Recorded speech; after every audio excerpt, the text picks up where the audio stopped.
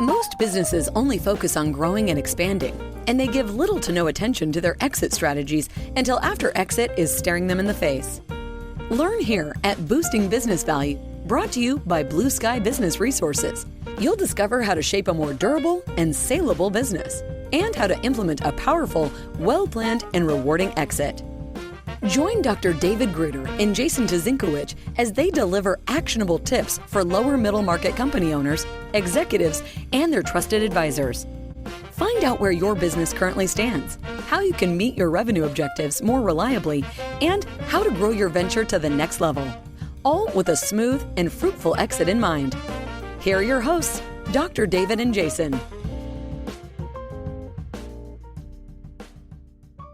Welcome back. I'm Jason Tuzinkewich, Chief Operations Officer for Blue Sky Business Resources.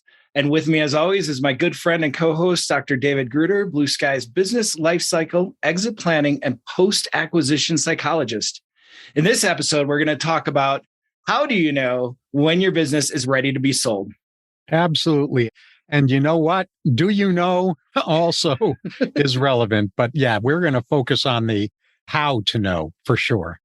So we're going to start off by just simply discussing a couple of the most common challenges that we see businesses facing when it comes to knowing when it's time to sell, when the business is ready to sell. And the first of those is the business owner doesn't really want to think about selling because they're in a state of fear about that, either having to do with accepting their mortality if they're older, or if they're not at that point in their life where they're worried about their mortality, then fear having to do with not yet fully seeing their next life chapter after selling the business, at least not in a form that really excites them to the point where they just can't wait to sell. And along with that is a very common fear that has to do with identity loss, meaning that an awful lot of people who have built a business from scratch or who have been with a business, an executive or an owner of a business for a long period of time, they've inadvertently commingled their sense of self, their identity with the business. And what that leads to when contemplating selling a business is, if I sell the business, I won't know who I am. Yeah, it's terrifying. That's one set of challenges that owners face related to fear. Yeah, absolutely. And fear creates a self-defeating cycle that gets in the way of the other things too. You know, the next thing that is a great challenge for most people is financial. As a business owner, do you know that your business will provide the nest egg that you need after exiting and into your retirement? Are you going to be able to take care of your children? Do you have grandchildren you want to put through college? What do you need financially? And, you know, part of that, if you're so caught in fear that you don't know who you are and what you're going to do after being a business owner, then you can't even begin to identify what do you need financially. And so you got that self-defeating cycle. If you're not dealing with the fear piece, then you can't properly address the financial piece. Well said. And then the third of the most common challenges that we see business owners have when it comes to deciding whether they're ready to sell the business is overestimating the business's value. This is very common if you're a business owner and you think your business is worth a certain amount and you start getting feedback that your head is in the clouds.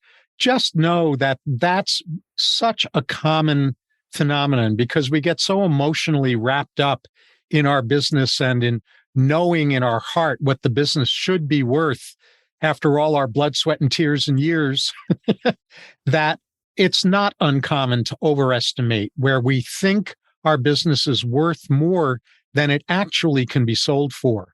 And along with that is also overestimating the number of potential viable, really legitimate buyers that are available to purchase, thinking that the buyers are just going to be lining up to purchase in droves. So there'll be this huge bidding war from a whole bunch of different acquirers. And so that overestimating is another really common challenge that we see around the theme of how do you know when your business is ready to be sold? Yeah, I mean, your baby's always the best looking one in the nursery, right? Absolutely. I will tell Isn't you it? that. Yeah, of course. Of course. Fine. It looks just like me. Sorry for that, kid. I have yet to come across a business owner that had an accurate sense of what their business is worth. Most of them, like Dr. Gruder said, hugely overestimate. But the ones who aren't hugely overestimating are frequently underestimating. There's a really well studied and understood psychological factor called the Kruger-Dunning effect.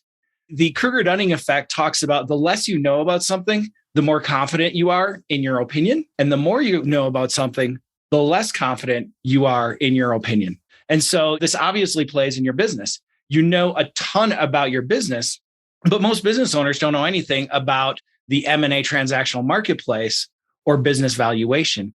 They don't know risk factors. They don't understand discount rates, all of those things. Why should they?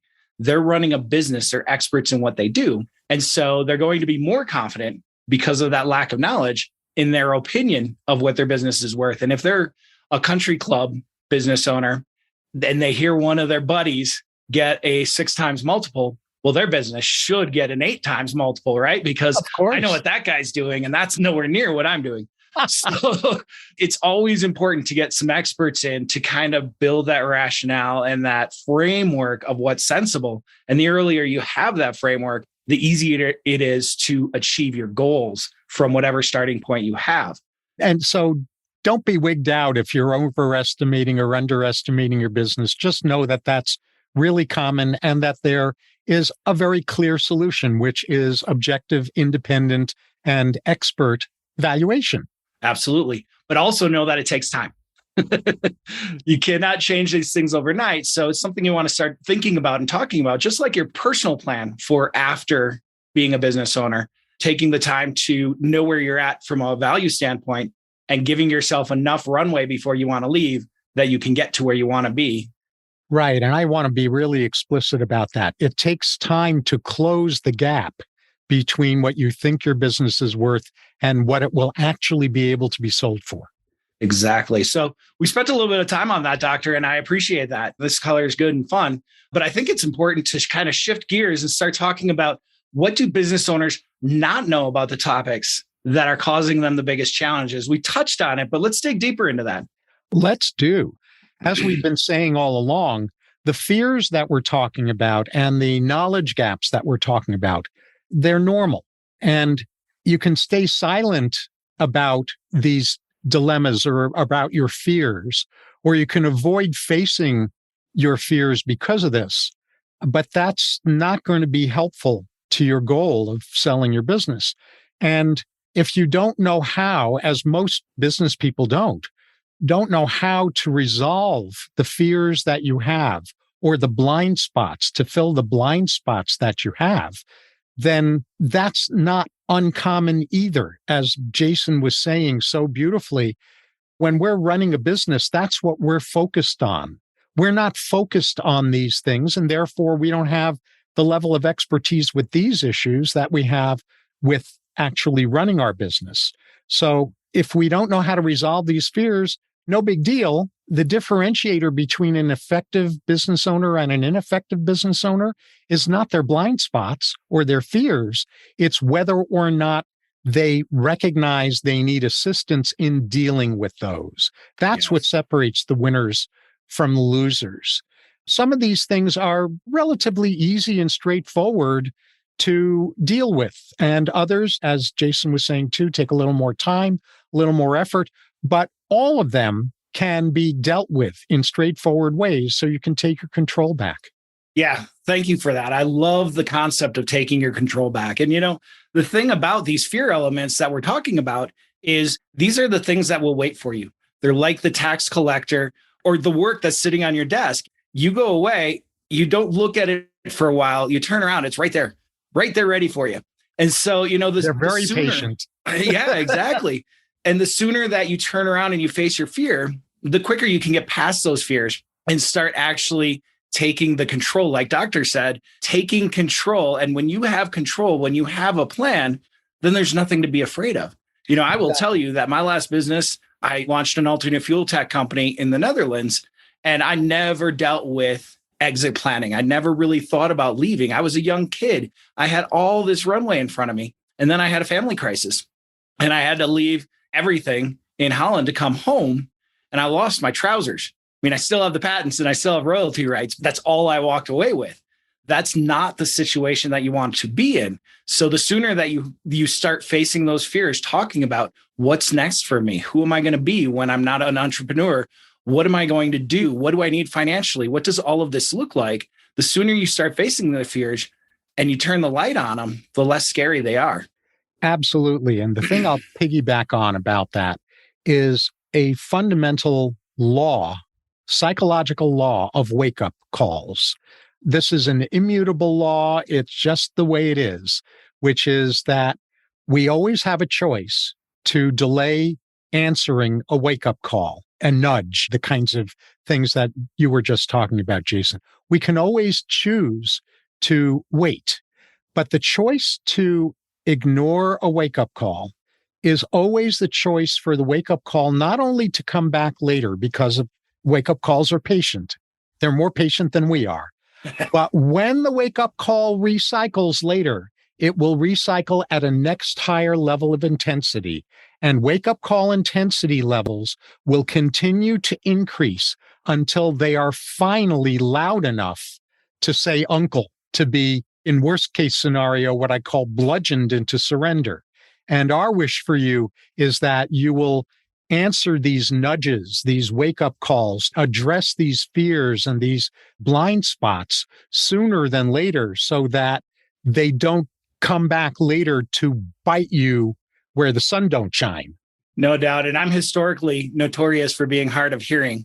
So I got into this business so that I could hopefully help other entrepreneurs that have the same hearing problems that I do with regard to the wake-up calls. What? Exactly. Yeah. The last thing that we wanted to touch on, we've already touched on about what's causing these challenges, which is, again, being so close to your business that you've lost your objectivity. That's because most business owners don't have reason to pay close attention to how active the M&A market is or isn't at a given point in the cycle, or to its current dynamics, or to those external factors external to the business that are going to come into play when considering selling a business. Yeah, that external objectivity that you're talking about, it doesn't make in and of itself for a successful operation. It's an enhancement to a successful operation. And with that great groundwork laid out, I think it's time, Doctor, to start getting positive and hopeful. Let's start talking about how do you build a roadmap for success and what are you looking for when you realize that there's this blind spot in your business and you're ready to look for a solution. We've hinted at it a few times, but the first and most important thing is assemble your team. And, I always think of Anchorman, that scene where he finally has to come back and do the news. And he gets out of the bathroom all dressed up and he screams, "News team, assemble!" And they're all over at the pool table, right? They're like, we've literally been here the whole time. Most of your advisory team is that news team. Your CPA is there. They've already been there. You know you need them. You're just not getting the best that you can from them. You likely have a financial advisor. Whether or not they're the exact right advisors for you, we can deal with next. But you have elements of the team already. You probably don't have a complete team. Very few business owners, when they're not looking at growing through acquisition, raising capital, or exiting their business, don't have an attorney that does M&A work or a psychologist that can help with culture integration and the psychology of stepping away from your business, and an M&A transaction advisor that actually knows the marketplace, knows valuations, knows who's doing deals in your area. So those are all things that you probably don't have, but they're there. They're ready and available and willing to help you at any time in your business life cycle. And then the other thing is your family. Your family is going to be deeply impacted by the decisions you make within your business. They should have a seat at the table. It matters to them. They matter to you. They should be part of this decision-making team. And when you have all the seats filled in this advisory team, then you can start getting everybody on the same page and share the knowledge and expertise that all your support system has. to guide the business and you into a really exciting exit and next chapter of your life. Oh, so well said. That is the number one thing is assemble your team. And to assemble your team requires a huge amount of clarity around exactly what types of expertise need to be on your team. That's for your exit team. If you're successful in your business, you've had clarity about the ranges of expertise that are necessary for your business to grow and thrive. But that's not the identical team that needs to be brought on board for exiting a business. Some of those team members will become part of the exit team, but there are other members that need to be added to the team when you're looking at exit. And one or more of those team members really are going to help you focus on envisioning your life after exit. So with the assistance of your team members who help you handle this, including preferably, hopefully, an exit planning psychologist rather, look for things to do with your time, hobbies, ambitions, desires, legacy that you have set to the side, most likely to one extent or another, because you've been so busy working for so many years on building your business. And as Jason was saying before, once you're clear about what I refer to as your ideal calendar, lifestyle, and legacy, the next chapter in your life, then structure your financial planning and exit logistics based on this with the team members that you've brought on for exit implementation to help you with those financial planning and exit logistics. Yeah, so true. And that hobbies, ambitions, and desires section, that's something that a lot of people underestimate. Quick anecdote here. 4 years ago, I was working with a gentleman that had a machining company, did some really great work. He actually has the original design specs for the Duesenberg engine, the straight 12. Just amazing, cool stuff. Anyway, the whole time that we were working on his exit, he was talking about how he was going to spend a lot of time with his wife. They had all this travel that they wanted to do. He was just so excited about having the freedom of not running a business anymore. But travel was really the big thing on his list. 4 months ago, he called me back up. He's like, Jason, I've got a business I want you to look at. And I'm like, wait a minute, you're retired. You're supposed to be traveling. He's like, I'm going to Iceland in September, and that was the last place on our list. Now I got to do something else. So, really think these things through and make sure that you can fill enough time. Golfing is the one that I hear a lot. Oh, I'm going to go hit the links every week. Yeah, that's real fun for about a year. And then it's like, I'm golfing again. And it becomes a chore. People literally golf themselves to death. Oh, you've been watching too much Caddyshack. Brilliant. And that's a great example you just provided. Yeah. And, it breaks my heart when people are caught unawares and unprepared. That's terrible because now a lot of times something terrible happened to the owner and the family is trying to not only care for or grieve for a loved one, but they're also trying to figure out what to do with the business that doesn't have a plan. Or you've got the entrepreneur who ends up with seller's remorse because he's got so much life left and he doesn't know what to do with himself or herself. Yeah. I just want to deliver a punchline on that. Yes. Which is about, don't simply envision your life after exit. Envision the full arc of your life after exit. Master planning is not just for building the high-level vision of the arc of a business's lifespan. Master planning principles are for building the arc of our life architecture as well. Yeah, and I will tell you that I've spent a good amount of time on Dr. Gruder's couch. I still don't know what I'm going to do when I grow up. No. If you grow up. Yeah, absolutely true. Other than the tights, I like Peter Pan a lot. So it's been a lot of fun. This has been a great conversation. Thank you again, Dr. Gruder, as always. I want to make sure that we leave you all with some takeaways. One of the things that I can say as an entrepreneur is that we all recognize that entrepreneurship and business ownership they feel very lonely as roles and as responsibilities, but isolation isn't a requisite of those positions. It's not only optional, but it's not wise to be alone in leading your business. And so getting a team, finding your support, having all those trusted advisors that you can consult with and that can be there as support when things are tough, that can be there to celebrate with you when things get really good, and that can help you keep your rudder straight. It's so important. And there are people out there, professionals that want to be part of that team to support you in what you do extremely well. Yeah, beautifully said. And this is the second takeaway is the sooner you cross the threshold of your fears and move through them all the way to the other side, the sooner you'll become fully capable of taking control, and therefore the better your outcome will be able to be. So here's what's embedded in that takeaway.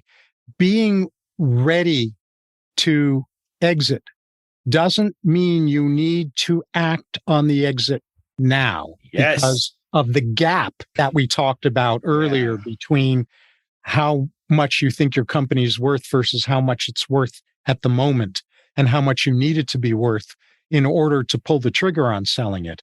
Being ready simply means you'll know more clearly when to act. Yes. And you'll know what to do when you act. You'll know what you're looking for and you'll know what you need. And the team will all know that too. One of the things that I will say in exit transactions, business owners almost never go with the highest bidder. Money's important, but there are all those other things, making sure that the legacy of your company is cared for, making sure that your staff can continue on and be happy and successful. All of those soft elements are really important. It's easier to achieve those if you go out into the marketplace knowing what kind of buyer you're looking for. Last, but certainly not least, and I'm going to look right into the camera on this one because I'm probably talking to me too. You are not your business. Business can be a big part of what you do. It can be a massive boost to the things that give you the feeling of value and joy in life, but they do not define who you are. The sooner that every entrepreneur can start to appreciate that there's a line where the business ends and where you begin, the easier it will be to be a great steward of that business. Well said. Sounds like I need to lie on your couch. That's dangerous. And so with that, on behalf of Jason Tuzinkewich and myself, we thank you for listening to this episode, and we look forward to reading your thoughts, questions, and requests in the comments section that you'll find with this podcast. We also invite you to click the subscribe button so that you can be notified immediately when we release future episodes. So until then, boost your business value well. That's all for this episode of Boosting Business Value. May your new learning result in the smoothest and most profitable exit strategy for your business. With the right knowledge and guidance, the sky's the limit to what you can do. Do not miss an episode by subscribing to the show. And if you want to learn where your business currently stands, we also have free key opportunity assessments. Find all of them at blueskyadvisors.net/podcast. Thank you for joining us. See you on the next one.